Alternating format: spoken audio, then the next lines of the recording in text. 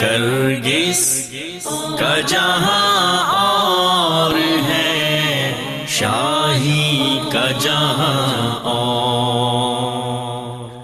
بسم اللہ الرحمن الرحیم۔ السلام علیکم۔ پروگرام شاہی کا جہاں کے ساتھ میں ہوں آپ کا میزبان عاطف بٹ۔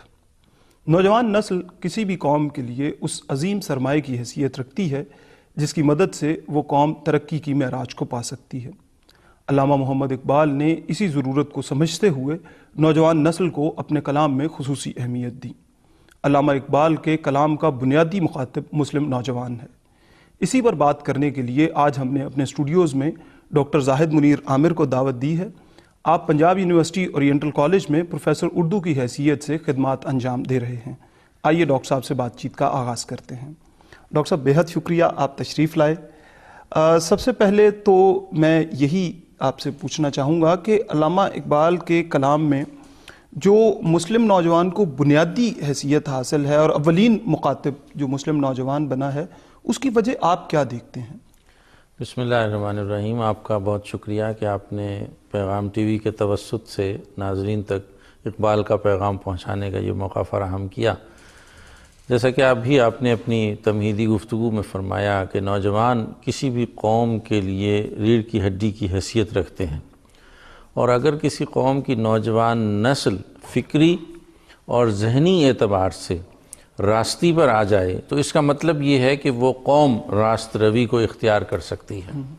تو اس لیے اقبال ایک بہت ہی ذی فہم اور بلند فکر مفکر ہونے کے ناطے سے اپنے تمام پیغام کا مخاطب جو ہے وہ نوجوانوں کو بناتے ہیں۔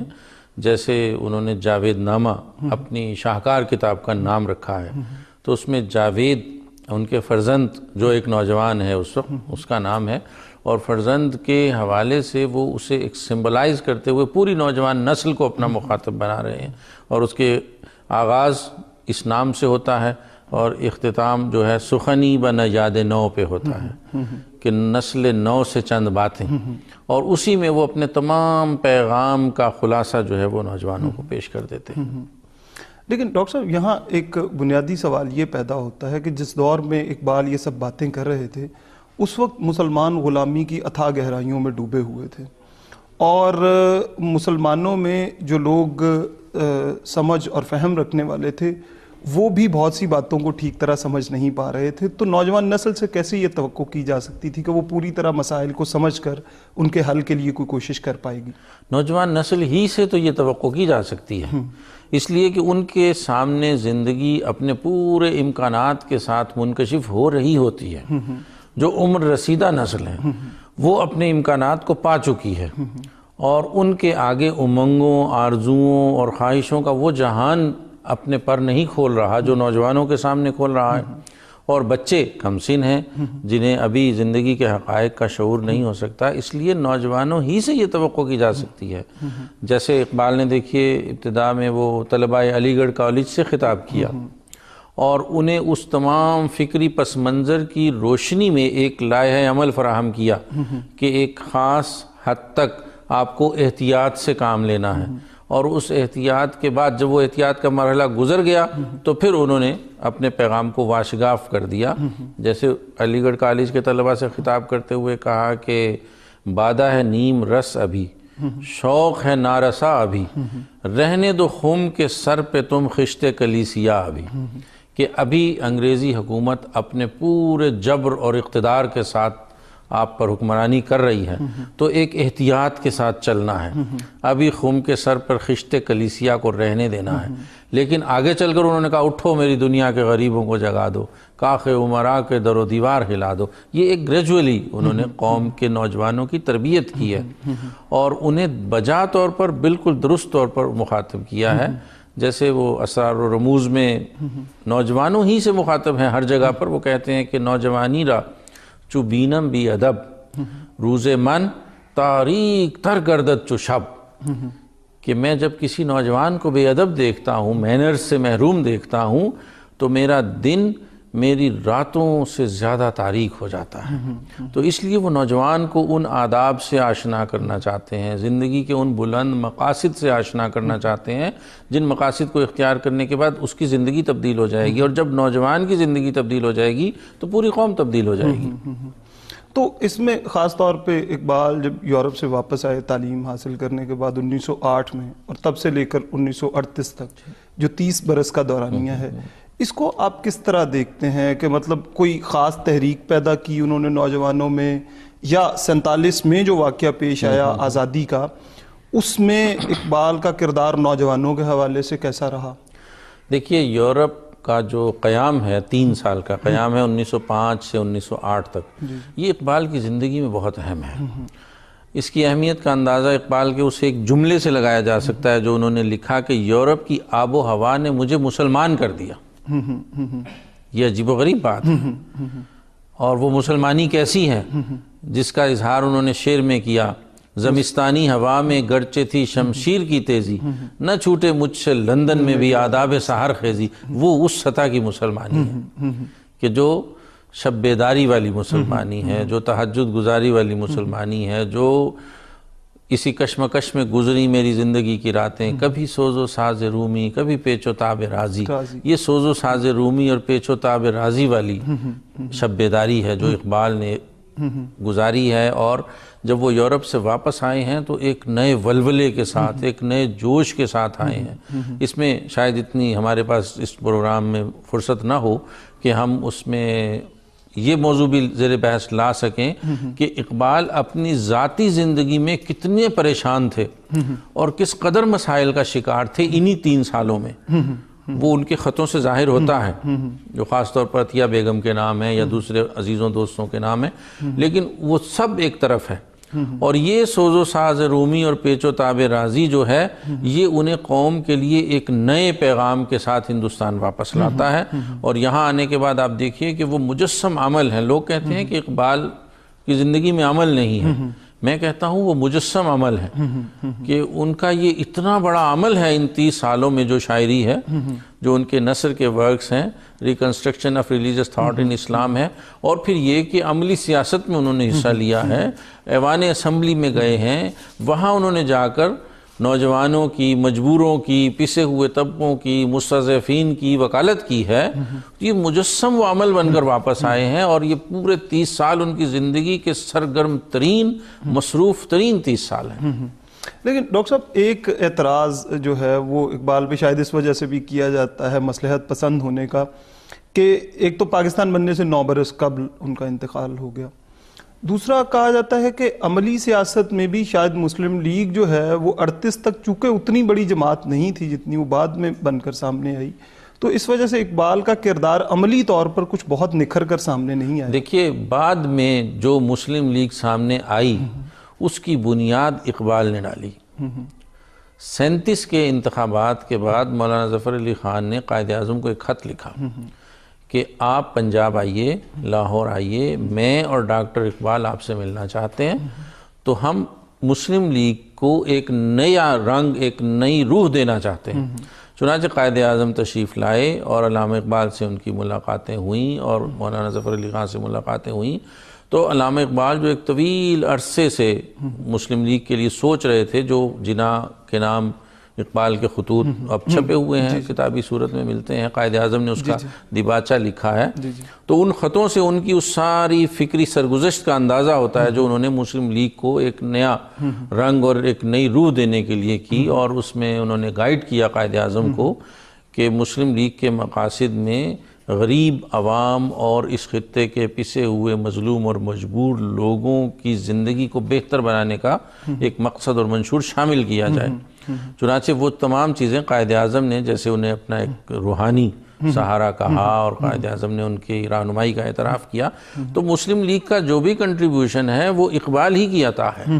وہ اقبال موجود نہیں تھے 1947 میں، لیکن وہ اس کی بنیاد وہی ڈال کر گئے تھے۔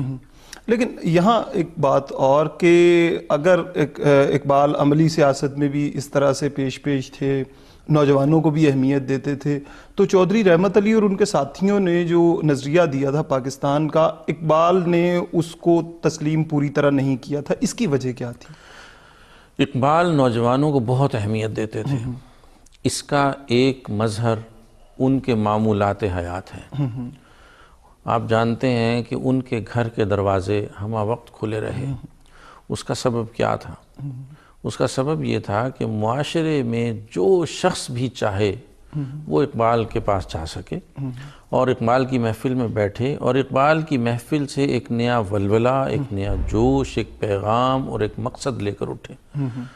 اقبال کے گھر میں ایک کوچوان سے لے کر ایک حکمران تک ہر شخص جا سکتا تھا، اس کی محفل میں بیٹھ سکتا تھا، اس کی باتیں سن سکتا تھا، اس سے سوال کر سکتا تھا. یہ ایک باقاعدہ ان کے ذہن میں اس کا ایک مقصد تھا کہ معاشرے کے لیے میرے دروازے کھلے رہیں اور میں معاشرے کے نوجوانوں کو ایک لائحہ عمل دیتا رہوں.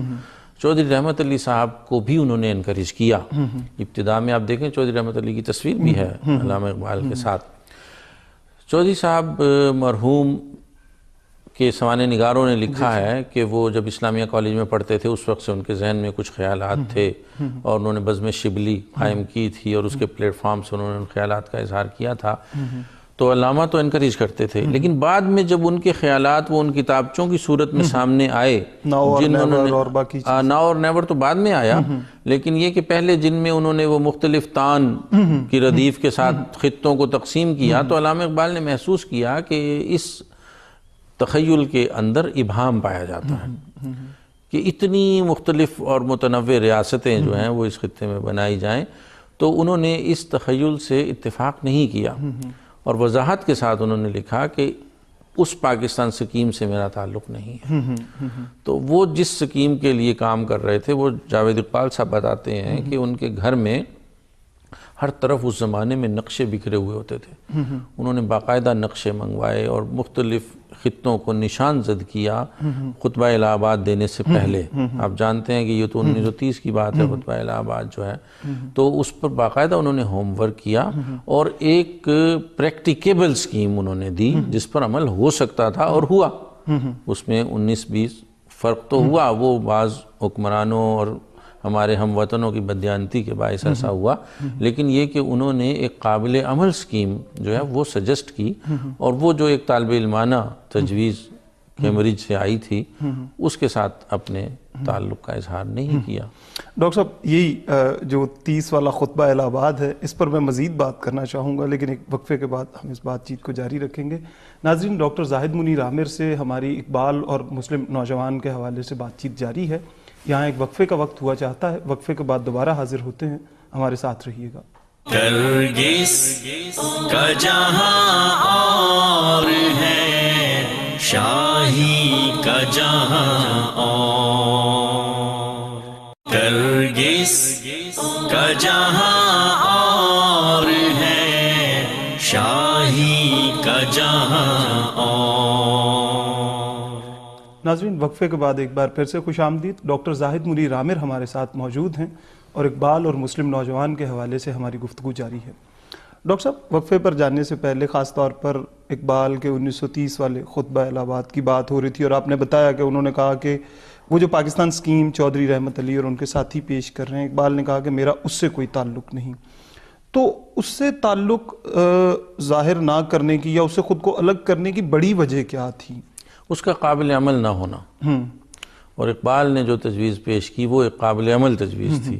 لیکن کیا عملی طور پر پاکستان پوری طرح ویسے وجود میں آ پایا جیسے اقبال سمجھتے تھے؟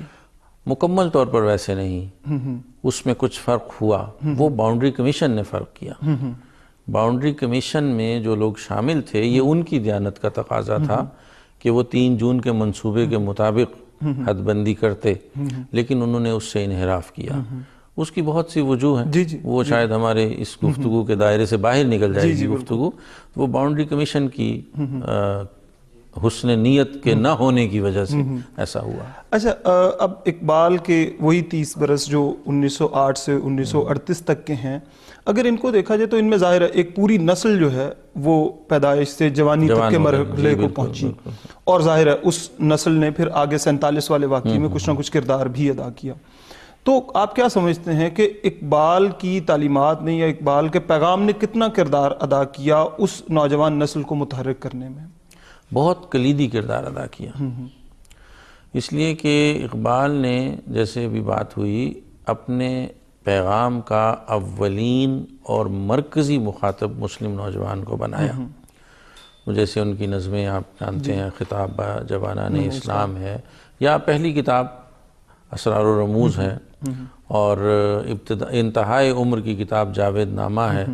تو اسرار و رموز میں بھی ان کا مسئلہ کیا ہے کہ وہ جو ایک کہانی بیان کر رہے ہیں کہ میرے والد نے مجھے کیا کہا جب میرے پاس ایک گداگر آیا اور میں نوجوان تھا اور میں نے اس گداگر کو دھتکار دیا تو میرے والد رونے لگے اور انہوں نے کہا کہ کل رسول اللہ صلی اللہ علیہ وسلم جب مجھ سے یہ سوال کریں گے کہ ایک نوجوان تمہارے سپرد کیا گیا تھا، تم نے اس کی یہ تربیت کی. تو یہ ایک نوجوان ہی کے لیے پیغام ہے نا. تو جیسے میں نے ابھی عرض کیا کہ جاوید نامہ جو ان کا ماسٹر پیس ہے، انتہائی عمر کی کتاب ہے، پختہ ترین فکر کی حامل کتاب ہے، اس کے نام سے لے کر اس کے اختتام تک نوجوان نسل ہی ان کی مخاطب ہے. تو نوجوانوں میں انہوں نے ایک ولولہ پیدا کیا، جیسے کہ انہوں نے خود بھی کہا ہے کہ ایک ولولہ تازہ دیا میں نے دلوں کو، لاہور سے تا خاک بخارا و سمرقند. تو یہ ولولہ تازہ اقبال ہی کا عطا کردہ ہے، اور اس ولولے نے ہندوستان کی حدوں کو کراس کیا ہے.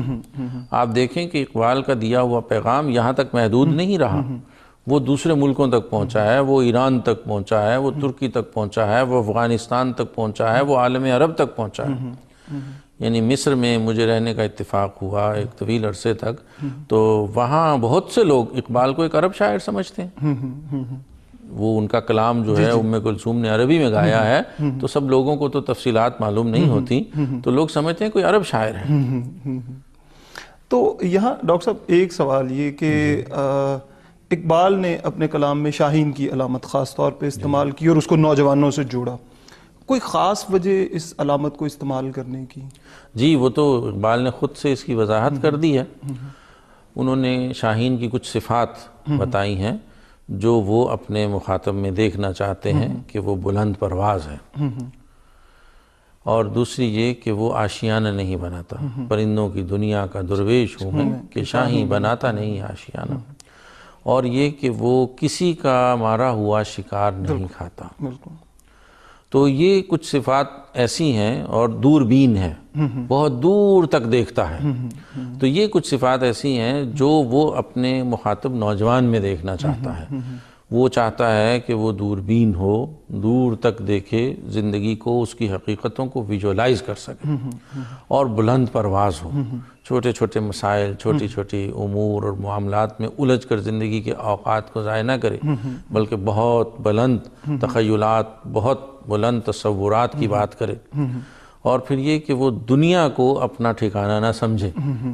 جو شاہین آشیانہ نہیں بناتا، تو گویا اس دنیا کو، جیسے وہ حدیث میں آتا ہے کہ کن فی الدنیا کانک غریب او عابر فی السبیل، کہ دنیا میں ایسے رہو جیسے کوئی غریب الوطن ہوتا ہے، کوئی راہگیر مسافر ہوتا ہے کہ بازار سے گزرا ہوں، خریدار نہیں ہوں. تو اس طرح دنیا میں رہتا ہے. تو اسی طرح ایک مسلم نوجوان کو بھی رہنا چاہیے. تو یہ وہ صفات ہیں شاہین کی جن کی بنا پر شاعری کی دنیا ہے. تو شاعری کی دنیا میں سمبلز ہوتے ہیں، وہ ایک سمبل ہے، ایک علامت ہے، اور اس علامت کی ان صفات کو وہ اپنے مخاطب مسلم نوجوان میں دیکھنا چاہتے ہیں. لیکن ڈاکٹر صاحب اقبال کی بہت زیادہ تنقید بھی تو نوجوانوں پہ ہے. جیسے انہوں نے کہا کہ تجھے آبا سے اپنے کوئی نسبت ہو نہیں سکتی، کہ تو گفتار وہ کردار، تو ثابت وہ سیارہ. تو اس طرح کی تنقید پھر چہ معنی دارت؟ ہاں نہیں، دیکھیے تنقید جو ہے وہ تو جگانے کے لیے ہوتی ہے، بیدار کرنے کے لیے ہوتی ہے. تیرے صوفے ہیں افرنگی، تیرے قالی ہیں ایرانی، لہو مجھ کو رلاتی ہے جوانوں کی تناسانی. تو جو اس وقت کی پریویلنگ سچویشن تھی، جو نوجوان نسل وہ دیکھ رہے تھے، اس کا منظرنامہ یہ ہے، اور جیسی نوجوان نسل وہ چاہ رہے ہیں اس کا منظر ان کی شاعری میں ملتا ہے، جیسے شاہین کا ہم نے ذکر کیا. تو دونوں پہلو ان کی نگاہوں میں ہیں. یعنی یہ نہیں ہے کہ وہ کوئی خیالی دنیا میں بس رہے ہیں اور گراؤنڈ ریئلٹی سے واقف نہیں ہیں. اور بہت بڑے خواب نوجوانوں کی نگاہوں پر اتار رہے ہیں، وہ دونوں چیزوں سے واقف ہیں۔ تو ایک طرف وہ ان کی موجود صورتحال کو بیان کرتے ہیں، دوسری طرف مطلوب صورتحال کو بیان کرتے ہیں۔ اچھا، یہ موجود اور مطلوب میں جو فرق ہے، اقبال نے اس کو ختم کرنے کے لیے کتنا کردار ادا کیا اور کس حد تک وہ اس میں کامیاب ہو سکے؟ میں سمجھتا ہوں کہ اقبال بہت حد تک کامیاب ہوئے، یعنی 100% کامیابی تو زندگی میں نہیں کہی جا سکتی کسی چیز میں۔ اقبال کی کامیابی تو بہت واضح ہے۔ دیکھیے، جس ملک میں ہم بیٹھے ہیں، دنیا کی تاریخ میں یہ واحد مثال ہے کہ کسی شاعر کے تخیل نے تاریخ کا دھارا بھی بدل دیا ہو اور جغرافیہ بھی بدل دیا ہو۔ یہ واحد مثال ہے۔ کوئی دنیا میں مثال نہیں ہے کہ کسی شاعر کے خیالات نے، شاعر عام طور پر یا تو خیالی جنتیں بساتے ہیں یا گمشدہ جنتوں کا ماتم کرتے ہیں، پیراڈائز لاسٹ ہوتی ہے ان کی، یا وہ جنت ہوتی ہے جو کہیں نہیں بن سکتی، یوٹوپیا۔ لیکن اقبال نے تو ایک ایسا ملک جو ہے کرۂ زمین پر ظہور پذیر کر کے دکھایا ہے اقبال کے تصورات نے۔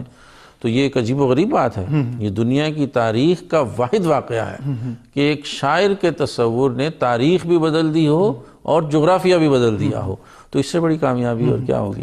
لیکن اس کامیابی کو جب ہم اس طرح دیکھتے ہیں کہ 67 برس ہو گئے اس ملک کو بنے ہوئے اور وہاں پہ مستحکم نظام ابھی تک قائم نہیں ہو پایا، تو کیا اس کے پیچھے ہمیں پھر ناکامی دکھائی نہیں دیتی اس شاعر کی جس نے تخیل پیش کیا؟ دو باتیں ہیں، دیکھیے، یہ ایک عام خیال ہے، ایک عام احساس ہے جو لوگوں میں پایا جاتا ہے۔ پہلی بات تو یہ ہے کہ کسی تصور اور تخیل کا عملی صورتحال میں آ کر کامیابی یا ناکامی کا مظاہرہ کرنا اس تصور اور تخیل کی بلندی پر حرف نہیں لاتا۔ یہ اس کو اپلائی کرنے والوں کی قابلیت کا سوال ہے کہ وہ اس کو کتنی قابلیت کے ساتھ اپلائی کرتے ہیں یا نہیں کرتے۔ اب دنیا میں جتنے الہامی مذاہب آئے ہیں، اگر لوگ ان کی تعلیمات پر ٹھیک طرح سے عمل نہیں کر سکے تو اس سے کیا ان مذاہب پہ حرف آتا ہے؟ ہرگز نہیں۔ یہ تو لوگوں کی اپنی لائق ہونا یا نالائق ہونا ہے۔ جی بالکل، کہ اگر بنی اسرائیل اس امانت کے متحمل نہیں ہو سکے جو انہیں دی گئی تھی تو اس امانت کا تو کوئی قصور نہیں ہے نا اس میں۔ دوسری بات یہ ہے کہ 67 سال کوئی زمانہ نہیں ہوتا، یہ کچھ بھی عرصہ نہیں گزرا ہے۔ قومیں جو ہیں وہ بننے میں صدیاں لگتی ہیں، قومیں اور تہذیبیں 4 دن میں نہیں بنا کرتی۔ تو پاکستان تو ابھی اپنے فارمیٹیو سٹیج میں ہے، تشکیلی دور سے گزر رہا ہے۔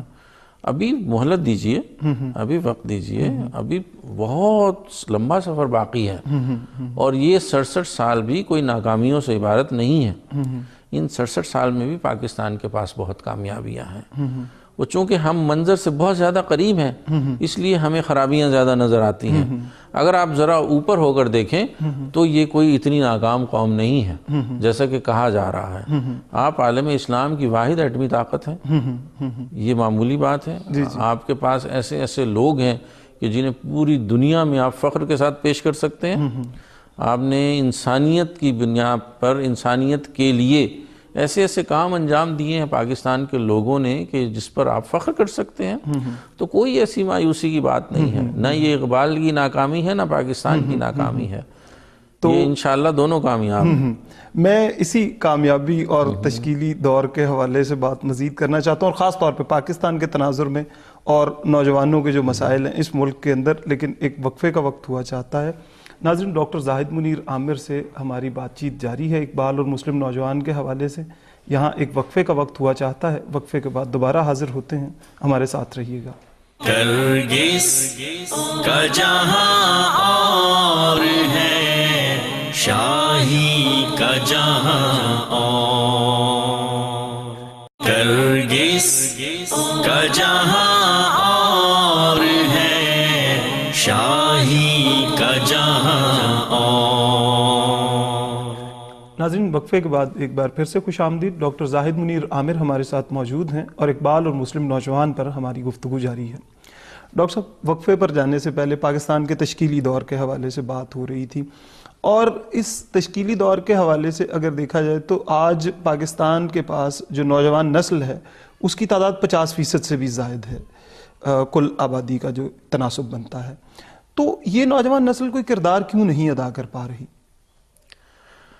پاکستان کے پاس جو نوجوان نسل ہے، اگر آپ اعداد و شمار دیکھیں تو یورپ، امریکہ کی آبادی میں پائے جانے والی نوجوان نسل کے مقابلے میں یہ 2 گنا سے زیادہ ہے۔ ہماری آبادی کی اکثریت نوجوانوں پر مشتمل ہے، ان ممالک کی آبادی کی اکثریت بوڑھوں پر مشتمل ہے۔ تو یہ اتنا بڑا ایسٹ ہے ہمارے پاس کہ ہم اس نوجوان نسل کی صلاحیتوں کو بروئے کار لا کر پوری دنیا کو تبدیل کر سکتے ہیں۔ وہ نوجوان نسل کیوں اپنے امکانات کو بروئے کار نہیں لا رہی؟ اس کا سبب کیا ہے؟ اس کا سبب صرف ایک ہے، اور وہ سبب ہے رہنمائی کا فقدان، کہ ہمارے نوجوانوں کو رہنمائی فراہم نہیں کی گئی۔ آج بھی اگر مسلم نوجوان کو اچھی لیڈرشپ مل جائے، رہنمائی مل جائے، تو یہ دنیا کی تقدیر تبدیل کر سکتا ہے۔ اور میں آپ سے عرض کروں کہ میں نے دنیا کے مختلف خطوں میں نوجوانوں سے ملاقاتیں کی ہیں، مختلف ممالک میں، یورپ میں، افریقہ میں، فار ایسٹ میں، اور بحر ہند کے جزائر میں مجھے اتفاق ہوا ہے جانے کا، اور ایک طویل عرصے تک میں نے عربوں کو پڑھایا ہے۔ تو ان تمام تجربات اور مشاہدات کے بعد جو حقیقت مجھ پہ روز روشن کی طرح واضح ہوئی ہے، وہ یہ ہے کہ پاکستانی نوجوان جیسا نوجوان دنیا میں کہیں نہیں ہے۔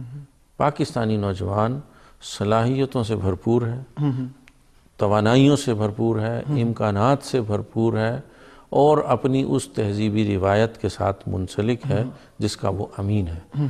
تو پاکستانی نوجوان اتنے امکانات رکھتا ہے کہ اگر اس کو مناسب رہنمائی مل جائے، زندگی کے بلند مقاصد کا شعور عطا کر دیا جائے، تو یہ دنیا کو تبدیل کر سکتا ہے۔ اچھا، اسی تبدیلی کا خواب اقبال نے بھی دیکھا تھا، اور اسی کے لیے انہوں نے اپنے کلام میں جا بجا مسلم نوجوان کے حوالے سے ایسی باتیں کہیں جن سے اس کی رہنمائی ہو سکتی تھی۔ کیا وجہ ہے کہ ہمارے ہاں ممکن نہیں ہو پایا کہ اقبال کا کلام اس طرح معاشرے میں سرایت کر سکتا؟ اقبال تو یہ کہتا ہے نا کہ بتاؤں تجھ کو مسلمان کی زندگی کیا ہے؟ یہ ہے نہایت اندیشہ و کمال جنوں۔ 2 باتیں ہیں کہ مسلمان کی زندگی یا مسلم نوجوان کی زندگی جو ہے وہ فکر کی معراج ہے، اور محض فکر نہیں ہے۔ فکر کی معراج ہے مگر فکر نہیں ہے، کمال جنوں ہے، عشق ہے، عشق پر مبنی ہے۔ یہ پیغام ہم نے نہیں پہنچایا، نوجوانوں کو اس پیغام کا فہم نہیں عطا کیا گیا۔ ہمارے نصابات میں جن سے آپ نوجوانوں کی ذہنی تشکیل کرتے ہیں، اقبال کے افکار کو وہ مقام نہیں دیا گیا جس کا وہ مستحق تھا، اور اب بھی نہیں ہے۔ بالکل۔ اچھا، تو ڈاکٹر صاحب یہاں یہ بات پیدا ہوتی ہے، یہ سوال مطلب پیدا ہوتا ہے کہ اقبال کا کلام جس کو ہم مسلم نوجوانوں کے لیے رہنمائی کا وسیلہ سمجھتے ہیں، اس کو ان تک نہ پہنچانے میں کون سے ایسے مقاصد تھے حکمرانوں کے یا استعماری طبقات کے جن کی وجہ سے وہ سمجھتے تھے کہ یہ نہ ہی پہنچے تو بہتر ہے؟ اصل میں اقبال سوٹ نہیں کرتا، مقتدر طبقوں کو سوٹ نہیں کرتا، اور لوگوں نے اقبال کو ابھی سمجھا نہیں ہے۔ اقبال اتنا بڑا انقلابی شاعر ہے کہ وہ بعض بزرگ اس زمانے میں کہا کرتے تھے کہ اگر انگریزی حکومت اقبال کو سمجھ لیتی تو اسے پھانسی پہ لٹکا دیتی، بس یہی سبب ہے۔ لیکن چلیے، اب تو وہ استعمار کا دور ختم ہوا، 47 کے بعد سے ہم ایک آزاد مملکت کے طور پہ اپنا وجود رکھتے ہیں، لیکن کیا ذہنی طور پر بھی ہم ایک آزاد قوم کی طرح سوچتے ہیں؟ تو اس میں بھی سوال یہی پیدا ہوتا ہے کہ اقبال نے کوئی کردار کیوں ادا نہیں کیا ہمیں ذہنی طور پر آزاد کرنے میں؟ نہیں، اقبال تو ظاہر ہے کہ ایک انسان تھے، اور انسان اپنی تمام تر شارٹ کمنگز کے ساتھ ہی دنیا میں آتا ہے، اس کی اپنی لیمیٹیشنز ہوتی ہیں، اس کے پاس ایک محدود سا دورانیہ ہوتا ہے، اس دورانیے میں وہ اپنا عمل انجام دے کر دنیا سے رخصت ہو جاتا ہے۔ آج وہ، کل ہماری باری ہے، اسی طرح ہمیں رخصت ہو جانا ہے۔ تو انسان کی حیثیت سے وہ اپنا بہترین پیغام آپ کو دے کر چلے گئے۔ اب اگر ہمیں اس کی ضرورت محسوس ہوتی ہے تو یہ تو ہمارا کام ہے کہ ہم اسے لے کر آگے چلیں اور اس پیغام کو عام کریں اور اس پیغام کے مطابق اپنی سرگرمیوں کا تعین کریں. یہ تو ہم پہ منحصر ہے. اچھا، ابھی آپ عشق کے حوالے سے بات کر رہے تھے. ہمارے ہاں جو نوجوان نسل میں ایک خیال پایا جاتا ہے عشق کے حوالے سے، وہ اس کا دوسرا رخ ہے جو کہ اکثر اوقات منفی حوالوں سے جانا جاتا ہے. تو عشق کا یہ پہلو جو ہے یہ پوری طرح اجاگر نہیں ہو پایا. اس تصور کو کس طرح پیش کیا جائے نوجوانوں کے سامنے؟ دیکھیے، عشق کا تصور جو ہے وہ اقبال کے ہاں رومی سے ماخوذ ہے. اور رومی نے عشق کی کیا ڈیفینیشن کی ہے؟ رومی نے کہا ہے کہ شاد باش اے عشق خوش سودائے ماں، اے طبیب جملہ علت ہائے ماں، اے دوائے نخوت و ناموس ماں، اے تو افلاطون و جالینوس ماں. یہ ہے عشق. جو آپ بتا دیں نوجوان نسل کو کہ عشق کیا ہوتا ہے، کہ اے خوش سودا عشق، تو خوش رہ، تو باقی رہ، کہ تو ہی میرے تمام دکھوں کا علاج ہے، تو ہی میری تمام علتوں کا طبیب ہے، تو ہی میری نخوت کا علاج ہے، تو ہی کبر کا علاج ہے، تو ہی غرور کا علاج ہے، تو ہی میرا افلاطون ہے، تو ہی میرا جالینوس ہے. تو عشق کا مطلب ہے پیشن. کسی مقصد کے لیے آپ کے باطن میں کسی عظیم تر جذبے کی تشکیل، اسے عشق کہا جاتا ہے. اسی عشق کی اقبال نے بات کی ہے. اور وہ یہ سمجھتے ہیں کہ دنیا میں کوئی بھی منزل سر نہیں کی جا سکتی اگر آپ کے پاس جذبہ عشق نہیں ہوگا. اسی لیے وہ ابتدا سے لے کر انتہا تک اپنے کلام میں عقل اور عشق کا موازنہ کرتے ہوئے دکھائی دیتے ہیں. تو مختصراً وہ تو ایک طویل یعنی مبحث ہے اگر ہم اس پہ بات کریں کہ عقل اور عشق کا موازنہ کیا ہے اور اس میں انہوں نے کس طرح سے عشق کو فوقیت دی ہے. وہ ایک چھوٹی سی نظم میں ایک شعر میں انہوں نے بات واضح کی ہے کہ درون خانہ ہنگامے میں کیا کیا، چراغ راہ گزر کو کیا خبر ہے. خرد سے راہ رو روشن بسر ہے، خرد کیا ہے، چراغ راہ گزر ہے. پہلے یہ کہا درون خانہ ہنگامے میں کیا کیا، چراغ راہ گزر کو کیا خبر ہے. کہ عقل کیا ہے، عقل سے درون خانہ کیا کیا ہنگامے ہیں. دنیا میں جتنی جلوہ ریزی ہے یہ عقل کی جلوہ ریزی آپ کو دکھائی دے رہی ہے. یہ جو کچھ ایجادات ہیں سب عقل کا نتیجہ ہے. تو خرد کیا ہے، چراغ راہ گزر ہے. لیکن یہ عقل صرف اور صرف راستے کو سجھانے والا چراغ ہے. تو جو اصل آپ کی طاقت ہے وہ آپ کے باطن میں ہے. یعنی راستہ اگر روشن ہو اور آپ کو منزل کا شعور نہ ہو تو راستے کی روشنی کیا کر سکتی ہے، آپ کو منزل تک نہیں پہنچا سکتی. منزل کا شعور تو آپ کے داخل سے آئے گا، آپ کے اندر سے آئے گا، آپ کے باطن سے آئے گا. اور آپ کا باطن جو ہے وہ عشق سے جلا پاتا ہے، وہ عشق سے روشن ہوتا ہے، عشق سے زندہ ہوتا ہے، عشق سے ہی وہ ترفع حاصل کرتا ہے. تو عشق کا مطلب وہ نہیں ہے جو آج آپ فلمی گیتوں اور گانوں میں دیکھتے ہیں. عشق کا مطلب تو زندگی کے بلند مقاصد کا شعور اور زندگی کے بلند مقاصد کے لیے اپنے آپ کو وقف کر دینا اور نفع و نقصان کے ان پست معیاروں سے اوپر اٹھانا جو عام سماج آپ کو عطا کرتا ہے. تو ڈاکٹر صاحب یہ جو عشق ہے یہ نوجوان نسل میں بیدار کون کرے گا، ذمہ داری کس کی ہے؟ دیکھیے آپ کے پاس بہترین رہنمائی قرآن کی صورت میں موجود ہے. بالکل. تو اس کو کھول کر دیکھ لیا جائے. جسے بھی راہ و منزل سے آشنائی کی ضرورت ہو تو قرآن نے تو کل یہی شکوہ کرنا ہے نا کہ ام علی قلوب اقفالها، کیا ان کے دلوں پر تالے پڑے ہوئے تھے جو نہیں کھول کر دیکھ رہے تھے. تو آج کھول کے دیکھ لیں. تو اور اقبال کا پیغام بھی قرآن ہی کا پیغام ہے. اقبال نے واضح کہا نا کہ گر دلم آئینہ یہ بی جوہر است، ور بے حرفم غیر قرآن مزمر است. روز محشر خار و رسوا کن مرا، بے نصیب از بوسہ پاک کن مرا. کہ اگر میرا دل ایک بے جوہر آئینہ ہو اور میری باتوں میں قرآن کے سوا کوئی بات ہو تو قیامت کے دن مجھے ذلیل و خوار کر دیا جائے اور رسول اللہ صلی اللہ علیہ وآلہ وسلم کے بوسہ پا سے محروم کر دیا جائے. تو اصل تو قرآن ہے. اور نیست ممکن جزب قرآن زیستن، گر تم خواہی مسلمان زیستن. اگر آپ مسلمان کی زندگی گزارنا چاہتے ہیں، قرآن سے ہٹ کے تو کوئی زندگی نہیں ہے. تو قرآن کو کھول کر دیکھ لیا جائے. سب راستوں کا شعور ہے، منزلوں کا شعور ہے، اور اقبال بھی اسی دروازے کو کھولنا چاہتا ہے. تو ڈاکٹر صاحب، اس میں ہمارے جو تعلیمی ادارے ہیں دونوں طرح کے، دینی تعلیم کے ادارے اور معاصر تعلیم کے ادارے، یہ بھی تو ایک کردار ادا کریں گے. آپ کیا سمجھتے ہیں کہ ان دونوں طرح کے تعلیمی اداروں میں اقبال کو پوری طرح سے پڑھایا اور سمجھایا جا رہا ہے نوجوانوں کو؟ نہیں، میں نہیں سمجھتا کہ ایسا ہے. یعنی یہ بات تو درست ہے کہ تعلیمی ادارے ہی کسی مفکر کے خیالات کو معاشرے تک پہنچانے کا ایک ذریعہ ہوتے ہیں، لیکن کیا ہمارے تعلیمی ادارے یہ فریضہ انجام دے رہے ہیں؟ کم از کم میں تو ان کے کردار سے مطمئن نہیں ہوں. آپ خود ایک بڑے تعلیمی ادارے سے وابستہ ہیں اور ایک عرصے سے آپ شعبہ تدریس سے منسلک ہیں، تو آپ کیا سمجھتے ہیں کہ خرابیاں موجود کہاں ہیں جن کو ہم اگر درست کریں تو نوجوان نسل کی صحیح سمت میں ہم رہنمائی کر سکتے ہیں؟ بنیادی تصورات کا نقص ہے.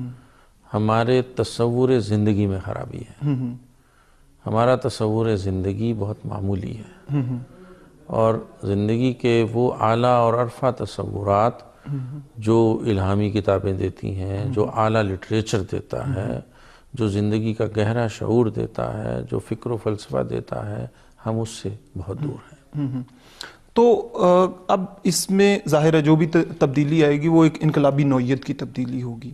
آپ کیا سمجھتے ہیں کہ ہماری نوجوان نسل تیار ہے اس انقلابی تبدیلی کو قبول کرنے کے لیے؟ انقلاب کا کیا مطلب ہوتا ہے؟ تبدیلی. اور تبدیلی جو ہے وہ یکا یک نہیں آیا کرتی. یکا یک آنے والی تبدیلیاں دیر پا نہیں ہوتی.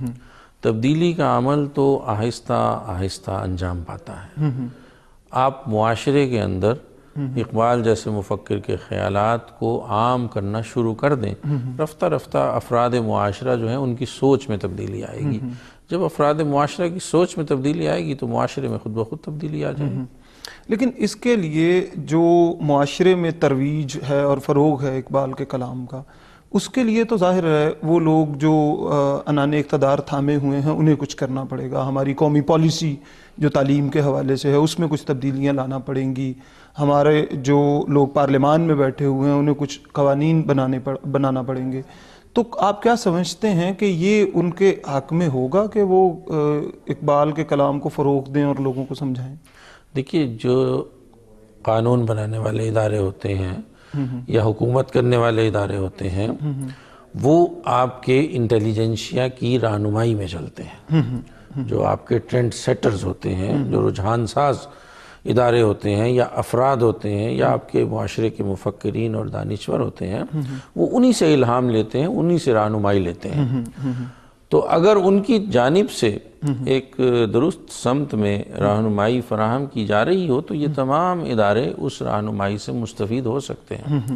تو ہمارے دانشوروں کو، ہمارے دانشمندوں کو، ہمارے علماء کو، ہمارے اسکالرز کو چاہیے کہ وہ اس طرح کے اعمال اور اس طرح کی سرگرمیوں کو فروغ دیں جو عمومی طور پر سارے معاشرے کے لیے اور خصوصی طور پر ان اداروں کے لیے رہنمائی کا موجب بنے.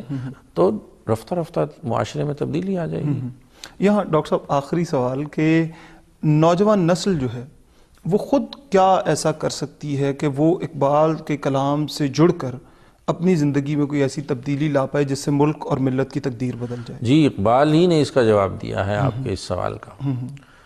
اقبال نے یہ کہا ہے کہ قومیں اور افراد ایک چیز سے ممتاز ہوتے ہیں اور ایک ہی چیز ہے جس سے زندہ رہتے ہیں، وہ ہے کریٹیویٹی، تخلیقیت. وہ تخلیقیت ہی قوموں کو امتیاز اور افتخار عطا کرتی ہے. وہ ان کی ایک بڑی خوبصورت غزل ہے جس میں وہ کہتے ہیں کہ فروغ آدم خاکی ز تازہ کاری ہاست. انسان کا افتخار، امتیاز اور اعتبار کس سے ہے؟ وہ اس کی تازہ کاری سے ہے، وہ اس کی تخلیقیت سے ہے. مہو ستارے کنند آنچ پیش ازین کردند. ورنہ چاند سورج ستارے جو ہیں یہ وہی کر رہے ہیں جو صدیاں پہلے کر رہے تھے، اسی طرح اسی وقت نکلتے ہیں، اسی وقت غروب ہوتے ہیں، نیونیس نہیں ہے۔ تو نیونیس جو ہے، تخلیقیت جو ہے، وہ صرف انسانوں میں ہوتی ہے، تو اس تخلیقیت سے ہی آپ آگے بڑھتے ہیں۔ تراش از تیشہ خود زیادہ یہ خویش، اپنے تیشے سے اپنا راستہ خود بنائیں، براہ دیگران رفتن عذاب است، دوسروں کے بنائے ہوئے راستوں پر چلنا تو عذاب ہوتا ہے۔ تو یہ نوجوان کے لیے اقبال کا پیغام ہے کہ اپنے راستوں کا تعین خود کیجئے، اپنے لیے بلند منزلوں کا تعین خود کیجئے، انتظار مت کریں کہ ابھی ہم نے یہ گفتگو کی ہے کہ ہمارا مسئلہ یہ ہے کہ ہمارے پاس رہنمائی نہیں ہے، اب اس کا ماتم نہ کریں کہ ہمارے پاس رہنمائی نہیں ہے، بلکہ اس سے یہ نتیجہ نکالیں کہ میں خود اپنا رہنما ہوں، میرے پاس ایک ایسی رہنمائی موجود ہے کتاب الہی کی شکل میں کہ جو قیامت تک آنے والے انسانوں کے لیے بہترین رہنمائی کا درجہ رکھتی ہے، تو مجھے کسی رہنما کی محتاجی نہیں ہونی چاہیے، مجھے خود ہی اپنا رہنما بن جانا چاہیے، اور میں خود اس کتاب ہدایت کی روشنی میں اپنی راہ و منزل کا تعین کروں اور آگے بڑھوں، اور اس میں گھسے پیٹے راستوں سے بچتے ہوئے زندگی کے نئے روپ اور زندگی کے نئے رخوں کو دریافت کروں۔ یہی تخلیقیت ہے، یہی زندگی ہے، یہی کامیابی ہے۔ جی ڈاکٹر صاحب، بے حد شکریہ، آپ تشریف لائے اور اقبال کے کلام کے حوالے سے خاص طور پہ مسلم نوجوان کا جو کردار ہے اس کو سمجھنے میں ہماری مدد کی۔ ناظرین، ڈاکٹر زاہد منیر عامر ہمارے ساتھ تھے اور اقبال اور مسلم نوجوان کے حوالے سے ہماری گفتگو جاری تھی۔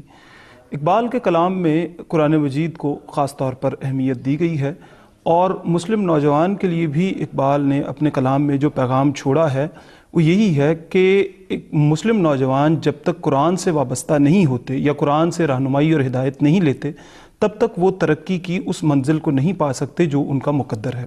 اس کے ساتھ ہی اپنے میزبان عاطف بٹ کو اجازت دیجیے۔ اللہ نگہبان۔ احوال و مقامات پہ موقوف ہے سب کچھ، ہر لہجہ ہے سالک کا زمان اور مکان اور پرواز ہے دونوں کی اسی ایک فضا میں،